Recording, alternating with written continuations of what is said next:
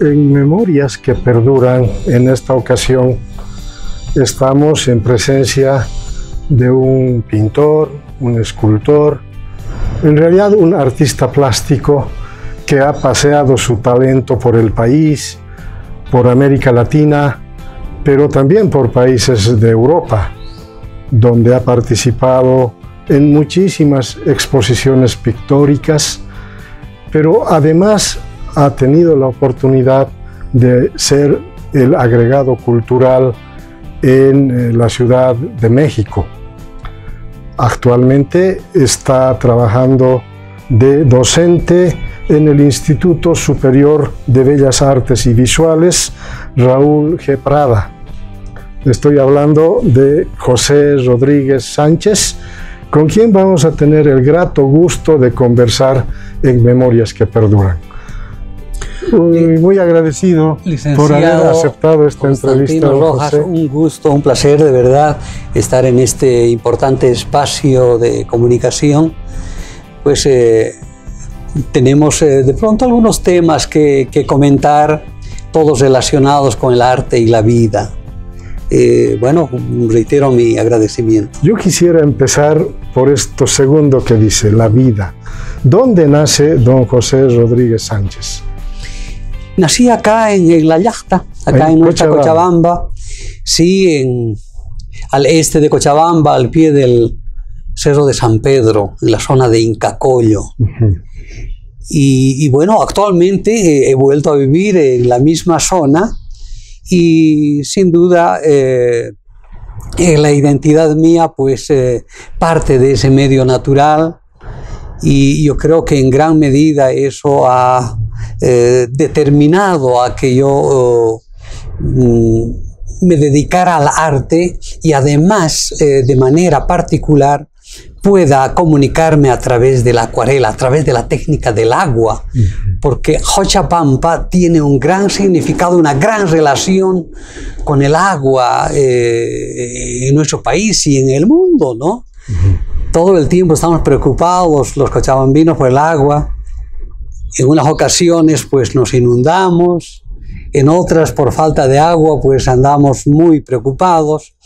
Y bueno, es un tema que también ha llegado a mi sensibilidad y ha dado lugar a que yo cuente mi historia a través de la pintura y de manera particular, reitero, a través de la técnica del agua, a través de la acuarela. ¿Cómo es que surge ese talento? Bueno, recuerdo muy vagamente cuando yo tendría mis 4 o 5 años, mi padre solía contarme unos cuentos que nunca terminaban y estos estaban relacionados con la pintura. En ese tiempo pues yo no daba ninguna importancia, no sabía de qué se trataba ni qué pretendía mi padre. Pero cuando murió él, bueno, yo tendría mis 10 años, y ahí empecé a concientizar recién y dije, mi padre siempre me facilitaba un espacio, un lugar donde yo pueda dibujar o pintar. De pronto me llegaba con algunos materiales nuevos para pintar y eso definitivamente me maravillaba.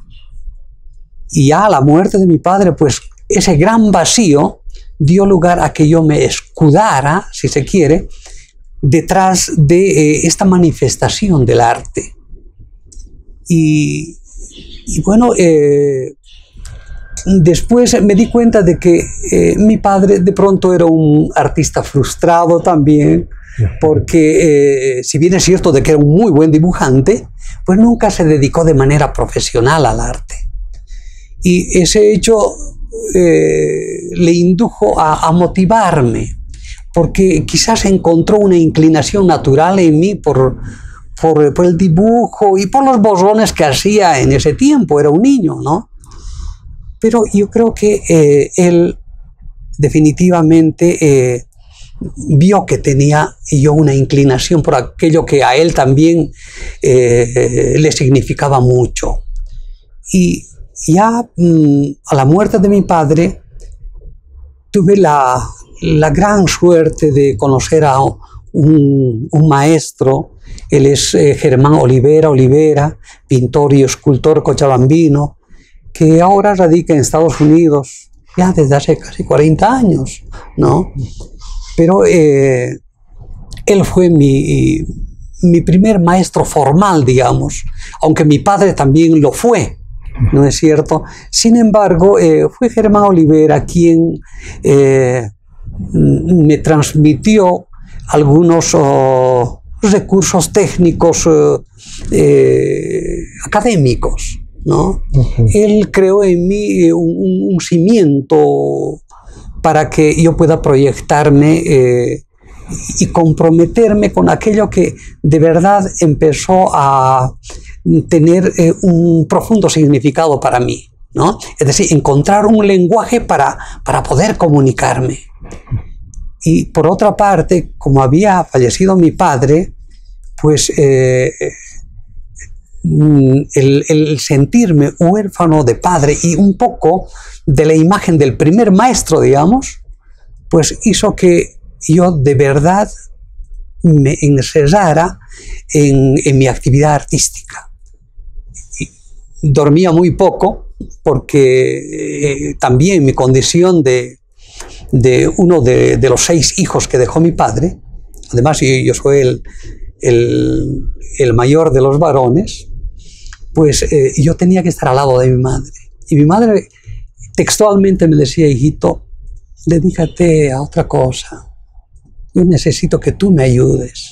Yo no puedo costear tus estudios. Yo no puedo comprarte material. Además, aunque me gusta lo que haces, pero ¿quién te va a comprar un cuadro? Yo no podría comprarte, por ejemplo, un cuadro. Y muchas personas como yo, igualmente, a lo mejor no pueden hacerlo. Dedícate a otra cosa, yo necesito que me ayudes. Era durísimo para mí eso, porque yo amaba el arte. Ya para mí era algo fundamental. Yo no podía renunciar al arte. Y estoy hablando de cuando tenía 10, 11 años. Y para entonces yo ya me había determinado. Yo tenía que ser pintor. Yo ya era pintor. Y después, bueno, surgieron otro tipo de barreras en el camino, ¿no? Vi que mi producción pues era permanente y para mostrarlo en algunas galerías o espacios dedicados al arte acá en nuestra ciudad, pues había que pertenecer a algún grupo de pintores. Y ahí pues también era huérfano. Y fue difícil de pronto ganarme un espacio, pero toda dificultad, toda barrera pues es una lección. Y desde muy niño yo fui madurando, me vi obligado a madurar, ¿no? Quizás a desarrollar un poquito más mis sentidos y darle más importancia a la vida. Revisando su biografía, también hay una dificultad, un escollo. Dice que a los 12 años quería estudiar precisamente estas artes plásticas, desarrollar el arte en una academia, pero no le aceptaron. ¿Qué pasó? Bueno, a la muerte de mi padre fui acompañado de uno de mis tíos. Fui a la escuela de artes plásticas. En ese entonces era la Escuela de Bellas Artes Raúl G. Prada. Con mucho entusiasmo, cargado de una carpeta que contenía muchas pinturas mías, nos fuimos, llegamos a la dirección y yo me quedé en la puerta. Mi tío entra con toda mi carpeta, y estaba el director ahí y le dice: señor, vengo a inscribirle a mi sobrino. Así dice: a ver, ¿y qué hace su sobrino? Y le muestra mi carpeta, empieza a ver el director, dice: sí, parece que tiene nomás talento el muchacho. ¿Y dónde está él? ¿Qué edad tiene? Y yo estaba escuchando ahí tras la puerta. Dice: él tiene 11 años. No, dice, no. Cuando tenga 15 años me lo trae. Y yo quería enterrarme vivo, porque yo deseaba formarme. y el único lugar donde podía hacerlo de pronto era la escuela. Habían maestros de diferentes especialidades, pero bueno, no fue posible, pero felizmente a poco tiempo pude conocerlo, al maestro Germán Olivera, con quien pude recibir la formación que podía tener en la escuela, porque él había egresado de la Escuela de Artes y fui su único alumno durante 7 años. ¿Y en qué circunstancias lo conoce? Bueno, es otra anécdota muy, muy bonita, porque yo tengo una hermana mayor, Celia, que estaba estudiando en ese entonces en el Liceo Francisco G. Prada de nuestra ciudad, cuyo maestro de artes plásticas era Germán Olivera. Oh. Y yo todos los trabajos de artes plásticas de mi hermana se los hacía, ¿no? Ella me lleva con unos 4 años. Y bueno, llegó el día del examen y bueno, todas las señoritas del liceo tenían que hacer su trabajo y mi hermana nunca empezó, terminó el tiempo, todos entregaron su trabajo, solo faltó ella. Y el maestro le dice, ¿y por qué no hizo su trabajo? Y tuvo que decir la verdad, pues, ¿no?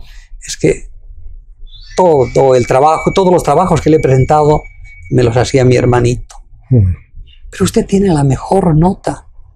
No puede ser que se lo haga su hermanito. ¿Qué edad tiene su hermanito? ¿No?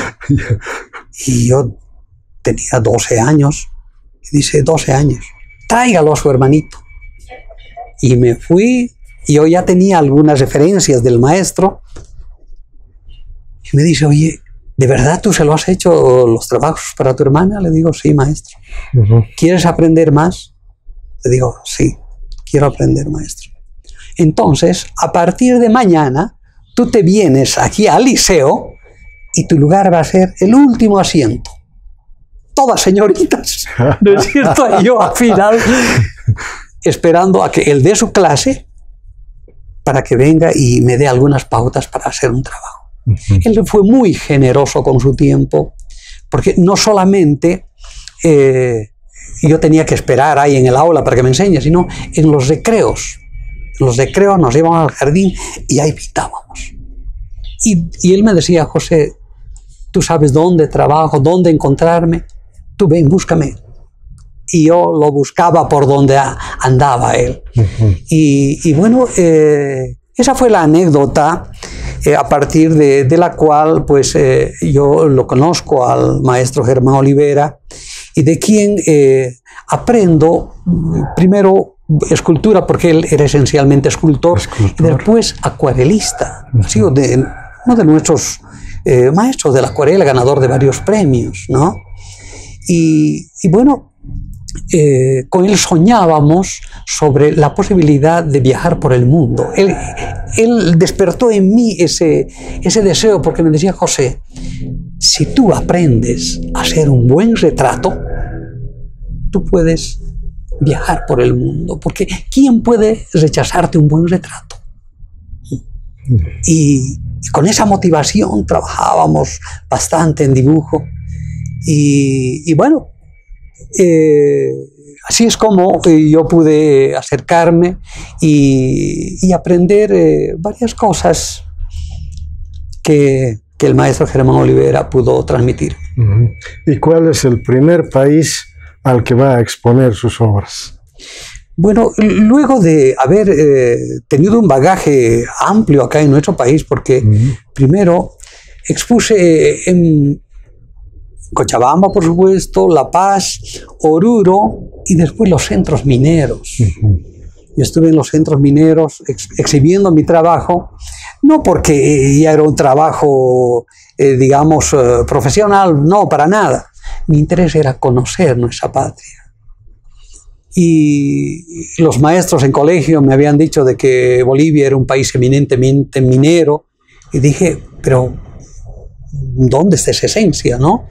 Y de ese modo es que expuse en Huanuni en siglo XX, he estado en Yayagua, bueno, conocí Catavie, estuve en Interior Mina, en contacto con los mineros, y ahí empecé a vivir un poco la particularidad que tenían nuestros mineros, comprendí el saqueo que sufrimos con las diferentes minas, entre ellas el Cerro Rico de Potosí, en fin, empecé a escudriñar un poco la historia. Y luego, a fines de los años 70, una década muy complicada, claro, marcada por la dictadura. La dictadura militar de Banzer. Yo tenía 19 años, estaba estudiando en la Universidad Mayor de San Simón, quería ser arquitecto, estaba empezando. Después, paralelamente, me estaba formando como maestro en la Normal Especializada Cochabamba. Y bueno, el 79, a fines del 79, clausuran las universidades y todas las instituciones de formación profesional. Y yo en ese entonces, muy jovencito, con esa edad, pues quería cambiar el mundo. Y ya hubieron algunos problemas ya de carácter político, porque yo era secretario de Cultura en la Normal, un poco en la universidad, y reitero, con esa juventud pues uno está insatisfecho con muchas cosas, ¿no? Ese hecho dio lugar a que yo dejara el país, ¿no? Dije, bueno, ¿dónde continúan mis estudios si han cerrado acá las normales, las universidades, ¿no? Y salí primero al Perú. Eso ocasionado por la dictadura militar. Sí, sí. Fue un autoexilio. Ya, además, motivados por algunas amenazas, ¿no?, que sufrieron otros compañeros muy cercanos a mí. Algunos salieron a Suecia, ¿no?, otros al Perú. Y bueno, yo salí al Perú primero, pero nadie supo de eso. Ahora lo estoy diciendo. Y fui acompañado con otro colega, con Darío Antesana, hijo de Gildoro Antesana, el hijo mayor. Pero él tampoco supo de este detalle, ¿no? Supo otro incidente relacionado, pero ya cuando vivíamos en el Ecuador. Lo cierto es que salgo al Perú, estuvimos ahí un tiempo, unos 2 meses, hicimos alguna actividad. Luego, por problemas de salud de mi compañero, de Darío, con quien nos hermanamos profundamente, nos fuimos al Ecuador. Primero a Guayaquil. Creímos que no iba a haber tanta humedad como en Lima, pero había más humedad todavía, y nos sugirieron irnos a Quito. Quito con un clima más benévolo, digamos, más parecido al de Cochabamba, pues nos permitió quedarnos ahí, aunque la idea era, en el caso mío, quedarme 3 meses. Toda la intención era conocerlo a Osvaldo Guayasamín. Dije, lo conozco a él, veo su obra y después continúo viaje, ¿no? ¿Y logró conocerlo? A poco de que llegué, acompañado de un amigo de nombre artístico Brahim, fuimos a su casa y me recibió. Por lo general él nos recibía, era muy reservado, y tenía razón, él decía, yo no voy a estar recibiendo a todos porque mi trabajo es producir mi obra artística, ¿no es cierto? Yo soy un hombre totalmente comprometido con el arte. Y bueno, me recibe y me dice, oye, qué bueno que seas de Bolivia. Uno, porque apenas es un muchacho y ya artista. Y luego he recibido hace unos 2 meses una invitación de la Central Obrera Boliviana para apoyar la causa. Y tú llegas de Bolivia, ¿no? Pasa, me dice, por lo general yo no hago esto con muchas personas, pero contigo lo voy a hacer. Vamos a mi taller. Y él estaba pintando un cuadro, ¿no? Lo tenía avanzado en un 40% más o menos. Y saca de una de sus cajas un pedacito de papel servilleta, y ahí tenía un dibujito, y me dice, tú vas a pensar de que yo no sé dibujar, pero mira, hice este dibujito gestual, ¿no es cierto?, del cual estoy proponiendo esta obra, para que vean la importancia del apunte, me decía él. Claro. ¿No? Porque la memoria es muy frágil y es importante hacer estos rasgos exacto. Y bueno, fue una gran lección. Y luego me hizo conocer su museo con mucho orgullo. Y me dice, mira José, estas reproducciones son de los caprichos de Francisco de Goya. Solo existen 6 en el mundo. Y uno de las 6 colecciones está acá en Sudamérica, está en Quito. Y con mucho orgullo me mostró y otra gran lección para mí, ¿no? Era un hombre que vivía el arte en todas sus manifestaciones, porque él solamente fue pintor, fue escultor, hizo joyería, hizo cerámica, en fin, ha incursionado diferentes especialidades de la plástica. ¿Y qué repercusiones ha tenido el exilio para don José Rodríguez? Bueno, cuando uno está fuera del país es cuando más se preocupa por su medio natural, como dicen los chinos, ¿no? Cuando uno está en medio del bosque, no sabe qué tan grande es. Es importante alejarse para ver toda esa dimensión. Y eso es lo que sucedió. Y además yo tuve la gran fortuna de conocer en el Ecuador a Eliodoro Ayllón Terán, poeta compatriota nuestro que estaba exiliado desde el 71, quien nos acogió.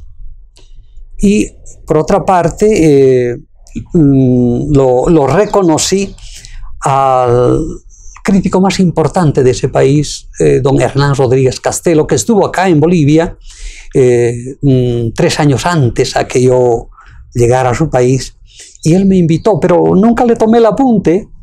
Y bueno, uno nunca sabe qué va a pasar el día que viene, ¿no? Y bueno, me lo encontré ahí y fueron los dos quienes nos dieron una orientación dentro del aspecto humano y artístico. Eliodoro Ayllón nos tomó como a sus hijos, y por otra parte él tenía una educación artística muy importante. Se había formado con los pintores y poetas del grupo Anteo, ¿cierto? Ahí la generación de Walter Solón Romero, Lorgio Vaca, los Imaná, en fin, grandes maestros de la plástica boliviana, poetas como Jorge Calvimontes, en fin. Han sido 11 años que yo me quedé en el Ecuador, de los 3 meses que pensé quedarme. 11 años que se constituyó un poco en el cuartel general Ecuador, porque de ahí he estado viajando a otros países también. Pero yo me quedé todo el tiempo que pude muy cerca de Eliodoro Ayllón. Y poco antes de retornar habíamos hecho muchos proyectos, estamos llenos de planes. Y como que él ha sido uno de los gestores más importantes en la creación de la Universidad Andina de Sucre, ¿no? Y la creación de la Facultad de Comunicación, en fin. Pero yo todavía me quedé en el Ecuador y me quedé en su casa. Para entonces ya me había casado. Yo retorné a Bolivia para casarme. Con una ex compañera de estudios, porque estudiábamos arte con ella. Nos casamos, nos fuimos al Ecuador y continuamos con nuestra formación. Pero otra cosa hermosa que sucedió en el Ecuador fue el de compartir, el de conocer mucha gente comprometida con la vida, ¿no? Gente que había salido al exilio, políticos muy importantes, con una gran formación. ¿A quiénes recuerda? Bueno, primero debo mencionarlo a don Walter Solón Romero, por ejemplo. Uno de los grandes muralistas de nuestro país, admirado por otros muralistas de México. Él nos visitó en nuestro taller y ha estado de algún modo también ayudándonos a comprender la importancia del arte, ¿no?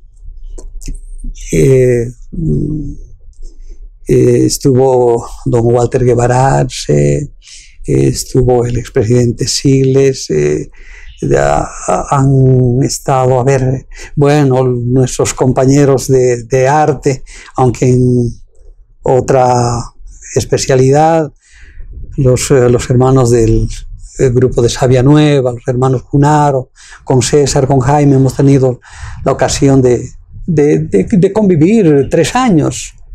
Y bueno, ha llegado mucha gente al Ecuador, muchos han estado simplemente de paso, también gente de otros países, en fin. Quito era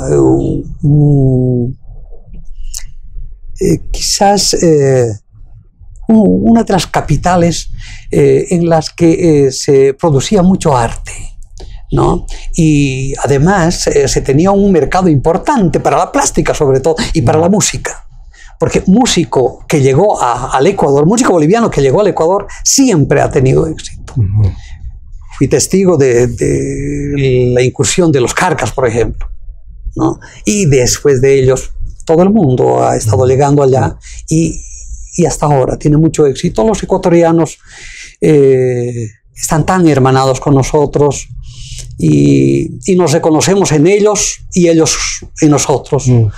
Y de ahí que valoran mucho el trabajo del arte de los bolivianos.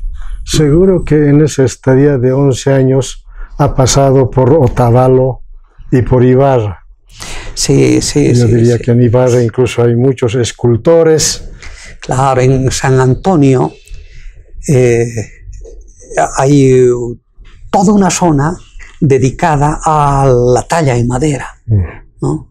San Antonio de Ibarra. Y bueno, en Otavalo, pues grandes artesanos, ¿no? Con una visión comercial admirable, así como nuestros tarabuqueños. Los otavaleños cargados de los tejidos se van a Europa como cuando un cochabambino se va a Quillacollo. Es decir, con una facilidad pero extraordinaria, ¿no?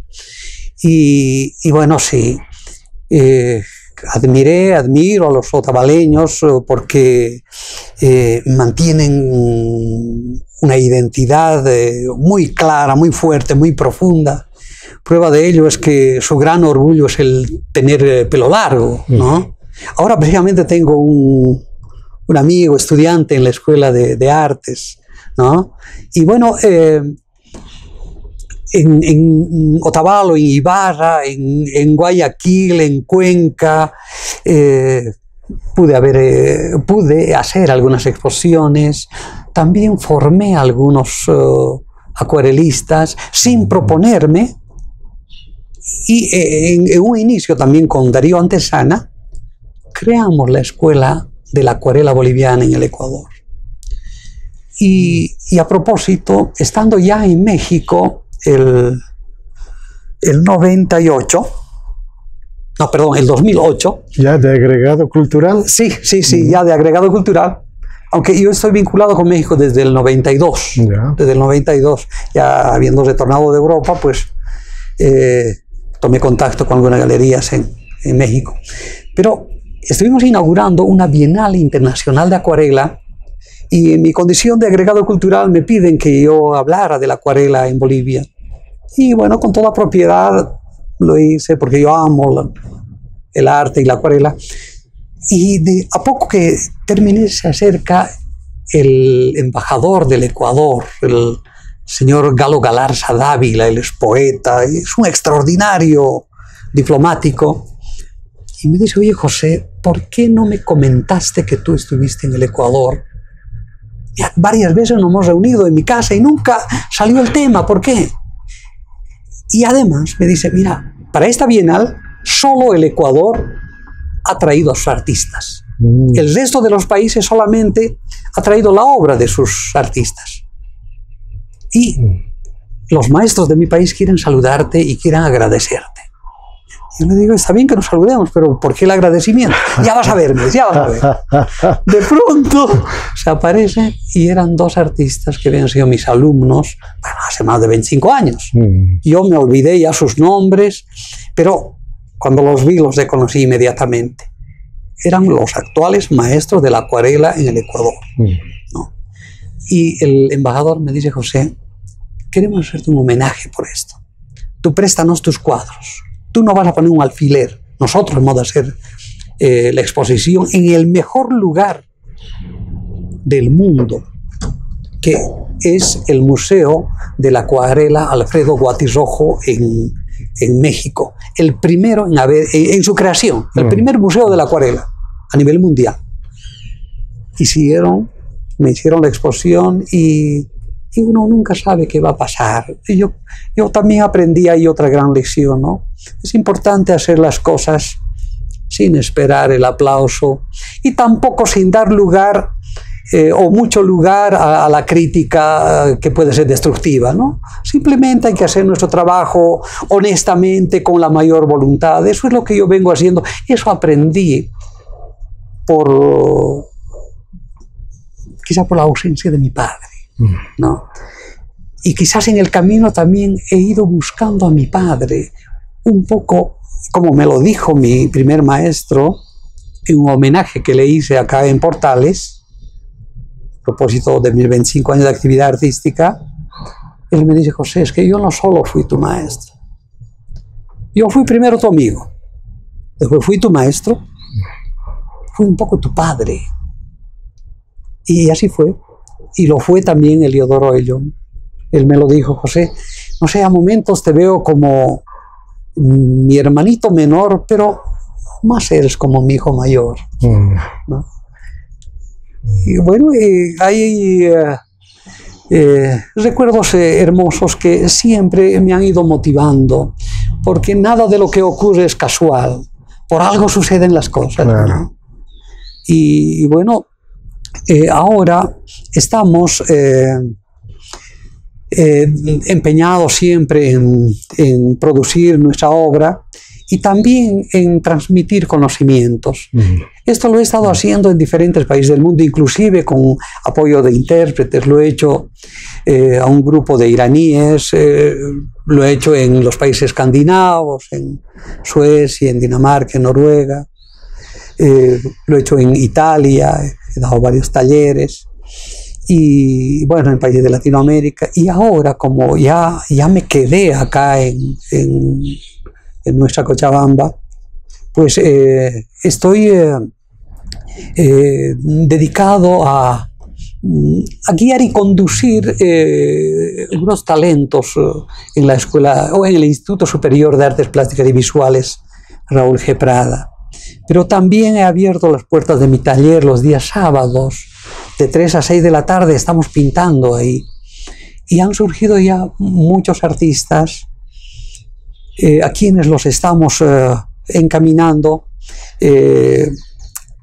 Uno, a partir de mi deseo de transmitir, y también a partir de la creación de la Sociedad Internacional de la Acuarela en Bolivia. Tuve la fortuna de ser nombrado representante por la Sociedad Internacional de la Acuarela a nivel global, cuya sede está en Turquía. Somos 102 países en el mundo. Es una de las organizaciones más grandes de pintores en el mundo. Y bueno, el nombramiento me lo hicieron hace 3 años y de manera inmediata hice una primera Bienal Internacional de la Acuarela, en el que participaron 567 artistas de 64 países del mundo. ¿Acá en Cochabamba? La inauguración fue en Cochabamba, después la pasamos a Santa Cruz y La Paz. Ahora estamos en una segunda Bienalia, que es un evento que se hace cada 2 años, y ya hemos seleccionado la obra de 350 artistas inscritos de 52 países. Ahora han quedado como seleccionados o finalistas 150 artistas de casi 40 países. Y a partir de esta organización es que se da la posibilidad de que nuestros artistas, nuestros acuarelistas, puedan también participar en otros eventos similares. En 2 años que han pasado de la primera Bienal, ya han participado en China, en Hong Kong, en Bangladesh, en la India, en la República Checa, en Italia, en México, en Costa Rica, Ecuador y Perú. Y bueno, eso está haciendo comprender a nuestros artistas y a la gente que ama el arte también, que el arte tiene un lenguaje universal, ¿no? Y que a través de su trabajo, estos acuarelistas que ya han participado en estos países, están mostrando lo que somos en cierto modo los bolivianos. Lamentablemente no es reconocido, no es valorado. Esta Bienal tiene tanta importancia porque vienen artistas de otros países del mundo, ¿no? Y curiosamente Bolivia empieza a llamar la atención. No sé por qué extrañas razones, pero hay gente que quiere venir a Bolivia, ¿no? Y ahora estamos ya esperando, preparando los espacios para recibir a otra gente. El 15 de octubre de este año se inaugura esta segunda Bienal acá en Cochabamba.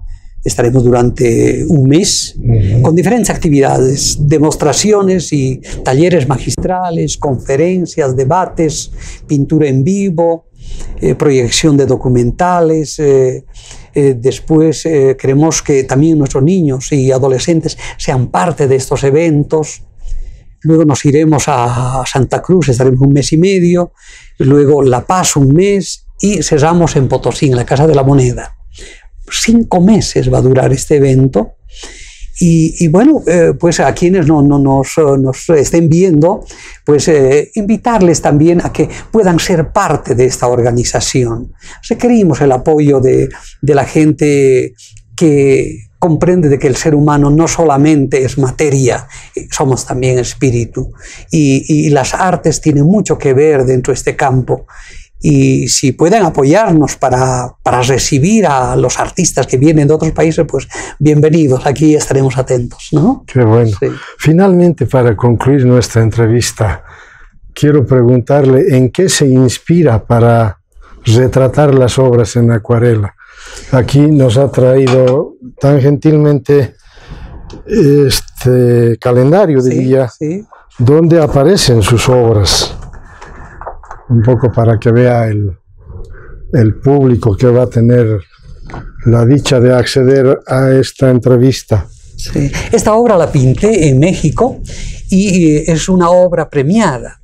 En México nos otorgan un título y ese título es llamarse Tlacuilo. Tlacuilo en idioma náhuatl es el nombre del poeta y del pintor.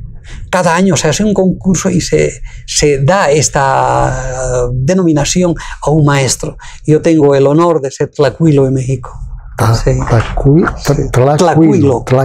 Sí. Sí. Vamos mirando las obras.